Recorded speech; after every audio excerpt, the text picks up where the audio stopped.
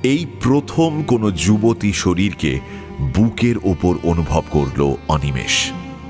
চোখের সামনে মাধবীলতার ভেজা স্ফীত ঠোঁট চুম্বকের মতো তাকে টানছিল। ধীরে ধীরে মুখ নামালো অনিমেষ। তারপর সেই উষ্ণ নরম সিক্ত ঠোঁটে আকণ্ঠ চুম্বন করল। ঠোঁটের স্পর্শের মধ্যে দিয়ে অনিমেষ মাধবীলতার সব অন্ধকার মুছিয়ে দিল। মাধবীলতার সব না বলা কথা জেনেও নিল। ও তুমি হয়ে যেতে পারো রাত পরি, যদি অনুমতি দাও হাত ধরি।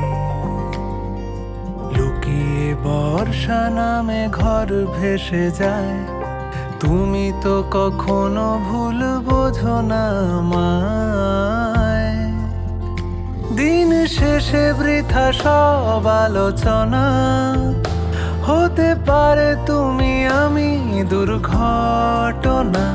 আমি হারিয়ে গিয়েছি মিছিলে, আর হলো না আমার ঘরে ফেরা।